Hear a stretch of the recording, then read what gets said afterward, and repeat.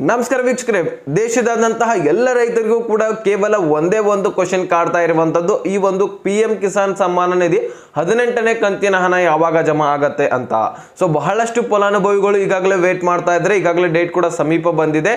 So date ಕೂಡ fix ಮಾಡಿದ್ದಾರೆ ವೀಕ್ಷಕರೇ. ಆ ಒಂದು ಡೇಟ್ ಏನು ಅನ್ನುವಂಥದ್ದನ್ನ ತಿಳಿಸ್ಕೊಡ್ತೀನಿ. ಜೊತೆಗೆ ಇಲ್ಲಿ ಎರಡು ಬಿಗ್ ಅಪ್ಡೇಟ್ಗಳನ್ನು ಕೊಟ್ಟಿರುವಂಥದ್ದು. ಈ ಒಂದು ಎರಡು ಕೆಲಸಗಳನ್ನ ಮಾಡಿದ್ರೆ ಮಾತ್ರ ನಿಮಗೆ 18ನೇ ಕಂತಿನ ಹಣ ಜಮಾ ಆಗತ್ತೆ ಅಂತ ಸ್ವತಃ ಕೇಂದ್ರ ಸರ್ಕಾರವೇ ಹೇಳಿರುವಂಥದ್ದು. ಸೊ ಹಾಗಾದ್ರೆ ಆ ಎರಡು ಕೆಲಸಗಳು ಏನು ಅನ್ನುವಂಥದ್ದನ್ನ ತಿಳಿಸ್ಕೊಡ್ತೀನಿ. ಜೊತೆಗೆ ಡೇಟ್ ಕೂಡ ತಿಳಿಸ್ಕೊಡ್ತೀನಿ. ಸೊ ನಿಮ್ಮ ಖಾತೆಗೆ ಹಣ ಯಾವಾಗ ಬರುತ್ತೆ ಅಂತ ಅದನ್ನು ಕೂಡ ತಿಳಿಸ್ಕೊಡ್ತೀನಿ. ಸೊ ಟೋಟಲಿ 3 ಬಿಗ್ ಅಪ್ಡೇಟ್ಗಳನ್ನ ಇಲ್ಲಿ ಕೇಂದ್ರ ಸರ್ಕಾರದಿಂದ ಬಂದಿರುವಂಥದ್ದು. ಸೊ ಹಾಗಾದ್ರೆ ಅದನ್ನೆಲ್ಲನೂ ಕೂಡ ಈ ಒಂದು ವಿಡಿಯೋದಲ್ಲಿ ಕವರ್ ಮಾಡ್ತಾ ಇದ್ದೀನಿ, ತಿಳಿಸ್ಕೊಡ್ತಾ ಇದ್ದೀನಿ. ವಿಡಿಯೋನ ಕೊನೆವರೆಗೂ ವಾಚ್ ಮಾಡಿ. ಸೊ ತುಂಬಾನೇ ಇಂಪಾರ್ಟೆಂಟ್ ಮಾಹಿತಿ ಆಗಿರುತ್ತೆ. ಈ ಒಂದು PM ಕಿಸಾನ್ 18ನೇ ಕಂತಿನ ಹಣ ನಿಮ್ಮ ಖಾತೆಗೆ ಬರುತ್ತೆ ಯಾವಾಗ ಅನ್ನೋದ್ರ ಬಗ್ಗೆ ಡೀಟೇಲ್ಸ್ ಅನ್ನ ತಿಳಿಸ್ಕೊಡ್ತಾ ಹೋಗ್ತೀನಿ. ಸೊ ವಿಡಿಯೋಕ್ಕೆ ಚಾನಲ್ಗೆ ಸಬ್ಸ್ಕ್ರೈಬ್ ಮಾಡಲ್ಲ ಅಂದ್ರೆ ದಯವಿಟ್ಟು ಬೇಗನೆ ಸಬ್ಸ್ಕ್ರೈಬ್ ಮಾಡ್ಕೊಳ್ಳಿ. ವಿಡಿಯೋಕ್ಕೆ ಒಂದು ಲೈಕ್ ಕೊಟ್ಬಿಟ್ಟು ವಿಡಿಯೋನ ನೋಡ್ಲಿಕ್ಕೆ ಸ್ಟಾರ್ಟ್ ಮಾಡಿ. ಡೈರೆಕ್ಟ್ ಆಗಿ ಟಾಪಿಕ್ಗೆ ಬಂದ್ಬಿಡ್ತೀನಿ. ಇಲ್ಲಿ ನೋಡಿ ವೀಕ್ಷಕರೇ, ಬಹಳಷ್ಟು ರೈತರು ಈಗಾಗಲೇ ವೇಟ್ ಮಾಡ್ತಾ ಇದ್ದಾರೆ ಈ ಒಂದು PM ಕಿಸಾನ್ ಸಮ್ಮಾನ ನಿಧಿಗೆ. ಸೊ ಪ್ರತಿಯೊಂದು ಜಿಲ್ಲೆಯಲ್ಲಿ, ಪ್ರತಿಯೊಂದು ರಾಜ್ಯದಲ್ಲಿ, ಪ್ರತಿಯೊಂದು ತಾಲೂಕಿನಲ್ಲಿ, ಪ್ರತಿಯೊಂದು ಗ್ರಾಮದಲ್ಲಿರುವಂತಹ ರೈತರು 18ನೇ ಕಂತಿನ ಹಣ ಯಾವಾಗ ಜಮಾ ಆಗುತ್ತೆ. ಸೊ ಈ ಒಂದು 18ನೇ ಕಂತಿನ ಹಣ ಇದೇ ದಸರಾಗೆ ಸೊ ಈ ಒಂದು ದಸರಾಗೆನೆ 18ನೇ ಕಂತಿನ ಹಣ ರಿಲೀಸ್ ಮಾಡ್ತಾ ಇರುವಂತದ್ದು. ಸೊ ನಾಳೆನೆ ರಿಲೀಸ್ ಮಾಡ್ತಾ ಇರುವಂತದ್ದು. ಓಕೆನಾ, 5ನೇ ತಾರೀಕು ಅಕ್ಟೋಬರ್ 5ನೇ ತಾರೀಕು ರಿಲೀಸ್ ಮಾಡ್ತಾ ಇರುವಂತದ್ದು. ಸೊ ನೀವು ನಂಬೋದಿಲ್ಲ, ಅದಕ್ಕೋಸ್ಕರ ನೀವು ಏನ್ ಮಾಡಿ, ಗೂಗಲ್ ಅಲ್ಲಿ ಸರ್ಚ್ ಮಾಡಿ PM ಕಿಸಾನ್ PM ಕಿಸಾನ್ ಅಂತ ಸರ್ಚ್ ಮಾಡಿದ ತಕ್ಷಣ ನಿಮಗೆ ಒಂದು ಕ್ಲಿಕ್ ಮಾಡಿದ ತಕ್ಷಣ ಡೈರೆಕ್ಟ್ ಆಗಿ ಗೊತ್ತಾಗ್ಬಿಡುತ್ತೆ, ಅಲ್ಲಿ ತೋರಿಸುತ್ತೆ ಡೇಟು. ಸೊ 5th ಅಕ್ಟೋಬರ್ ಅಂತ 5 ಅಕ್ಟೋಬರ್ ಅಂತ ತೋರಿಸುತ್ತೆ. ಸೊ ನಿಮ್ಗೆ ಅವಾಗ ಕನ್ಫರ್ಮ್ ಆಗುತ್ತೆ, ಡೇಟ್ ಕೂಡ ನೋಡ್ಬೋದು. ಹಾಗಾದ್ರೆ ಡೇಟ್ ಕೂಡ ತಿಳ್ಕೊಂಡ್ರಿ. ಆದ್ರೆ ಈ ಎರಡು ಕೆಲಸಗಳನ್ನ ಮಾಡ್ಬೇಕಲ್ವಾ ನೀವು.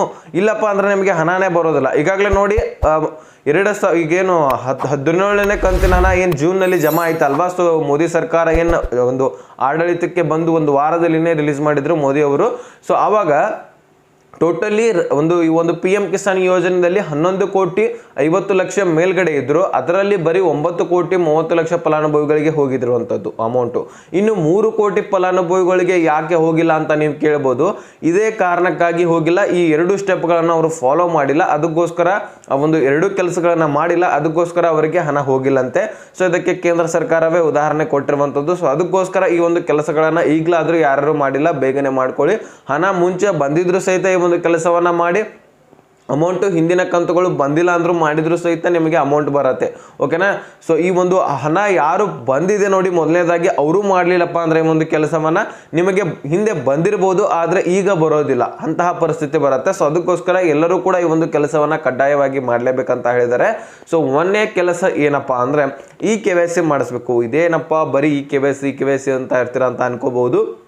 ಈ KYC ಮಾಡಿಸಿ ಬಹಳ ದಿನ ಆಗಿರುತ್ತೆ. ಸೊ ಮತ್ತೊಮ್ಮೆ ಈ KYC ಆಗಿದೆಯಾ ಇಲ್ವಾ ಅನ್ನೋಂಥದ್ದನ್ನ ಚೆಕ್ ಮಾಡ್ಕೋಬೇಕಾಗತ್ತೆ ನೀವು. ಸೊ ಅದನ್ನು ಕ್ಲಿಯರ್ ಮಾಡ್ಕೋಬೇಕಾಗತ್ತೆ. ಈ KYC ಆಗಿಲ್ಲಪ್ಪ ಅಂದರೆ ಸೊ ಪ್ರತಿಯೊಬ್ಬರದ್ದು ಈ KYC ಮಾಡಿಸ್ಕೊಳ್ಳಿ. ಸೊ ಯಾರು ಈ KYC ಅನ್ನು ಮಾಡಿಸ್ಕೊಳ್ಳಿಲ್ಲ, ಇದು ಕೇಂದ್ರ ಸರ್ಕಾರದಿಂದ ಮಾಹಿತಿಯನ್ನು ಹೊರಡಿಸಿರುವಂಥದ್ದು. ಸೊ ಆದಷ್ಟು ಬೇಗ ಯಾರು ಈ KYC ಮಾಡಿಸಿಲ್ಲ, ಈ KYC ಅನ್ನು ಮಾಡಿಸ್ಕೊಳ್ಳಿ. ಎಲ್ಲಿ ಹೋಗಿ ಮಾಡಿಸ್ಬೇಕಂದ್ರೆ ಗ್ರಾಮವನ್ನು, ಕರ್ನಾಟಕವನ್ನು, ಬಾಪಿ ಸೇವಾ ಕೇಂದ್ರ ಹಾಗೆ CSC ಸೆಂಟರ್ಗಳಿಗೆ ಹೋಗಿ ಈ ಒಂದು ಈ KYC ಅನ್ನು ಮಾಡಿಸ್ಕೋಬಹುದಾಗಿರುತ್ತೆ. ಅದೇ ರೀತಿಯಾಗಿ ಈಗಾಗಲೇ ಬಹಳಷ್ಟು ಫಲಾನುಭವಿಗಳು ಇದೇ ರೀತಿ ಮಾಡಿಸಿಲ್ಲಂತೆ, ಅದಕ್ಕೋಸ್ಕರ ಅವರಿಗೆ ಹಣ ಜಮಾ ಆಗಿಲ್ಲಂತೆ. ಸೊ ಈ ಒಂದು ಈ KYC ಅನ್ನ ಎಲ್ಲರೂ ಕೂಡ ಮಾಡಿಸ್ಕೊಳ್ಳಿ. ಪಹಣಿಗೆ ಆಧಾರ್ ಕಾರ್ಡ್ ಅನ್ನ ಲಿಂಕ್ ಮಾಡಿಸ್ಕೊಳ್ಳಿ ಅಂತಾನು ಕೂಡ ಮಾಹಿತಿ ಹೊರಡಿಸಿರುವಂಥದ್ದು. ಯಾಕಂದ್ರೆ ನಿಮ್ಮ ಒಂದು ಏನು ಹೊಲ ಗದ್ದೆಗಳಿರ್ತಾವಲ್ಲ, ಸೊ ಅದೆಲ್ಲನೂ ಕೂಡ ಪ್ರೊಟೆಕ್ಟ್ ಆಗಿ ಇರಬೇಕಪ್ಪ ಅಂದರೆ, ಸೊ ನಿಮ್ಮ ಹೆಸರಲ್ಲೇನೆ ಇರಬೇಕು, ನಿಮ್ಮ ಹೆಸರಲ್ಲೇನೆ ಉಳಿಬೇಕಪ್ಪ ಅಂದರೆ ನೀವು ಏನು ಮಾಡಬೇಕು, ಪಹಣಿಗೆ ಆಧಾರ್ ಕಾರ್ಡನ್ನು ಲಿಂಕ್ ಮಾಡಿಸ್ಬೇಕು. ಸೊ ನಿಜವಾಗ್ಲೂ ಹೇಳ್ತಾ ಇದ್ದೀನಿ, ನಮ್ಮ ಕರ್ನಾಟಕ ರಾಜ್ಯದಲ್ಲಿನೇ ಇಂತಹ ಪ್ರಕರಣಗಳು, ಬಹಳಷ್ಟು ಪ್ರಕರಣಗಳು ನಡೆದಿದ್ದಾವಂತೆ. ಯಾಕಪ್ಪ ಅಂದರೆ ಪಹಣಿಗೆ ಆಧಾರ್ ಕಾರ್ಡ್ ಲಿಂಕ್ ಮಾಡಿಸಿಲ್ಲಪ್ಪ ಅಂದರೆ ನಿಮ್ಮ ಪಹಣಿಗೆ ಬೇರೆ ಯಾರ್ದೋ ಆಧಾರ್ ಕಾರ್ಡನ್ನು ಲಿಂಕ್ ಮಾಡಿಸ್ಬಿಡ್ತಾರೆ.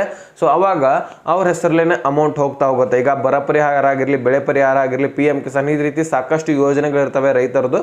ಸೊ ಅದನ್ನೆಲ್ಲನೂ ಕೂಡ ಅವರೇ ಪಡ್ಕೋತಾರೆ ಮತ್ತು ಕೊನೆಯದಾಗಿ ನಿಮ್ಮ ಹೊಲ ಗದ್ದೆಗಳು ಅವರೇ ಪಡ್ಕೊಂಡ್ಬಿಡ್ತಾರೆ. ಸೊ ಅದಕ್ಕೋಸ್ಕರ ಆ ರೀತಿ ಆಗಬಾರ್ದಲ್ವ, ನಿಮ್ಮ ಹೆಸರಲ್ಲೇನೆ ಇರಬೇಕಪ್ಪ ಅಂದರೆ ಪಹಣಿಗೆ ಆಧಾರ್ ಕಾರ್ಡನ್ನು ಲಿಂಕ್ ಮಾಡಿಸಲೇಬೇಕಂತ ನಮ್ಮ ಕರ್ನಾಟಕ ರಾಜ್ಯ ಸರ್ಕಾರವು ಕೂಡ ಹೇಳಿರುವಂಥದ್ದು. ಇಲ್ಲಿ KH ಇವರು ಕೃಷ್ಣ ಬೈರೇಗೌಡರು ಕೂಡ ಹೇಳಿರುವಂಥದ್ದು. ಸೊ ಅದಕ್ಕೋಸ್ಕರ ಈ ಒಂದು ಕೆಲಸವನ್ನು ನೀವು ಮಾಡಲೇಬೇಕಾಗತ್ತೆ. ಸೊ ನೆಕ್ಸ್ಟು ಇಲ್ಲಿ ಇಂಪಾರ್ಟೆಂಟ್ ಏನಪ್ಪ ಅಂದರೆ ಪಹಣಿದಲ್ಲ, ಈಗ ಇಂಪಾರ್ಟೆಂಟ್ ಏನಂದರೆ ನಿಮ್ಮ ಭೂ ದಾಖಲಾತಿಗಳನ್ನು ಪರಿಶೀಲನೆ ಮಾಡಬೇಕಂತ ಹೇಳಿದ್ದಾರೆ. ನಿಮ್ಮ ಭೂ ದಾಖಲೆಗಳೇನಿರ್ತಾವಲ್ಲ, ಡಾಕ್ಯುಮೆಂಟ್ಸ್ಗಳು, ಪ್ರತಿಯೊಂದು ಡಾಕ್ಯುಮೆಂಟ್ಸ್ಗಳನ್ನು ನೀವು ಪರಿಶೀಲನೆ ಮಾಡಬೇಕು, ರಿವೆರಿಫಿಕೇಶನ್ ಮಾಡಬೇಕು. ಎಲ್ಲಿ ಹೋಗಿ ಅಂದರೆ ಕೃಷಿ ಆ ಒಂದು ಆಡಳಿತ ಕಚೇರಿ ಇರುತ್ತಲ್ಲ ನಿಮ್ಮ ತಾಲೂಕಿನಲ್ಲಿ, ಕೃಷಿ ಆಡಳಿತ ಕಚೇರಿಗೆ ಹೋಗಿ ನೀವು ಆ ಒಂದು ಭೂ ದಾಖಲೆಗಳನ್ನು ವೆರಿಫಿಕೇಶನ್ ಮಾಡಬೇಕಾಗತ್ತೆ, ಕರೆಕ್ಟ್ ಆಗಿದೆ ಅಲ್ವಾ. ಸೊ ಆವಾಗ ಮಾತ್ರ ನಿಮಗೆ ಈ ಒಂದು PM ಕಿಸಾನ್ ಯೋಜನೆಯ 18ನೇ ಕಂತಿನ ಹಣ ಬರಲಿಕ್ಕೆ ಸಾಧ್ಯವಾಗುತ್ತೆ. ಸೊ ಬರತ್ತೇನೆ ಕೂಡ. ಸೊ ಅದಕ್ಕೋಸ್ಕರ ಯಾರ್ಯಾರು ಈ ಒಂದು ಕೆಲಸಗಳನ್ನು ಇನ್ನೂ ಕೂಡ ಮಾಡಿಲ್ಲ ನೋಡಿ, ಸೊ ಆದಷ್ಟು ಬೇಗ ಈ ಒಂದು ಕೆಲಸವನ್ನು ಮಾಡಿ. ಸೊ ನಿಮ್ಮ ಖಾತೆಗೆ ಹಣ ಬರಬೇಕಂದ್ರೆ ನಾಳೆನೇ. ಸೊ ನೀವೆಲ್ಲರೂ ಕೂಡ ಈ ಒಂದು ಕೆಲಸವನ್ನು ಆದಷ್ಟು ಇವತ್ತಲೇ ಮಾಡಿ. ಸೊ ಆದಷ್ಟು ಬೇಗ ಮಾಡಿ. ಈಗಾಗಲೇ ನಾನು ಒಂದು ವಿಡಿಯೋದಲ್ಲಿ ತಿಳಿಸ್ಕೊಟ್ಟಿದ್ದೀನಿ. ಸೊ ಯಾರು ಮಾಡಿರ್ತೀರಾ ಅವರಿಗೆ ಹಣ ಬರುತ್ತೆ, ಯಾರು ಮಾಡಿಲ್ಲ ಅವರಿಗೆ ಹಣ ಬರೋದು ಡೌಟು. ಅದಕ್ಕೋಸ್ಕರ ಕೇಂದ್ರ ಸರ್ಕಾರ ಈ ರೀತಿ ಮಾಹಿತಿಯನ್ನು ಅಪ್ಡೇಟನ್ನು ಕೊಟ್ಟಿತ್ತು, ನಿಮಗೋಸ್ಕರ ತಿಳಿಸ್ಕೊಡೋಣ ಅಂತ ವಿಡಿಯೋ ಮಾಡಿದ್ದೆ. ಸೊ ಎಲ್ಲನೂ ಕೂಡ ಈಗ ಕವರ್ ಮಾಡಿದ್ದೀನಿ ಅಂತ ಅನ್ಕೋತೀನಿ. ಸೊ ಡೈರೆಕ್ಟ್ ನಿಮ್ಗೆ ಕ್ಲಿಯರ್ ಆಗಿ ಅರ್ಥ ಆಗಿದ್ರೆ ಈಗ 3 ಟಾಪಿಕ್ ಕವರ್ ಮಾಡಿದ್ದೀನಿ ನಾನು, ಓಕೆನಾ. ಸೊ ಡೇಟ್ ಕೂಡ ತಿಳಿಸ್ಕೊಟ್ಟಿದ್ದೀನಿ. ಅದೇ ರೀತಿಯಾಗಿ 2 ಒಂದು ಕೆಲಸಗಳನ್ನು ನೀವು ಮಾಡಬೇಕಂತ ಕೇಂದ್ರ ಸರ್ಕಾರ ಏನು ಅನೌನ್ಸ್ ಮಾಡಿತ್ತಲ್ಲ, ಸೊ ಅದನ್ನು ಕೂಡ ನಿಮಗೆ ಕ್ಲಿಯರಿಟಿ ಕೊಟ್ಟಿದ್ದೀನಿ. ಸೊ ಇದ್ರ ಬಗ್ಗೆ ನಿಮಗೆ ಸಂಪೂರ್ಣವಾಗಿ ಕ್ಲಿಯರ್ ಆಗಿ ಅರ್ಥ ಆಗಿದೆ ಅಂತ ಅನ್ಕೋತೇನೆ. ಸೊ ಅರ್ಥ ಆಗಿದ್ರೆ ಲೈಕ್ ಮಾಡಿ, ನಿಮ್ಮ ಸ್ನೇಹಿತರಿಗೆ ಶೇರ್ ಮಾಡಿ, ಸಬ್ಸ್ಕ್ರೈಬ್ ಮಾಡಿ ಅಂತ ಹೇಳ್ತಾ ಮತ್ತೆ ಮುಂದಿನ ಮಾಹಿತಿ ಸಿಗೋಣ. ಸೊ ಅಲ್ಲಿ ತನಕ ಬಾಯ್ ಬಿಡಿ.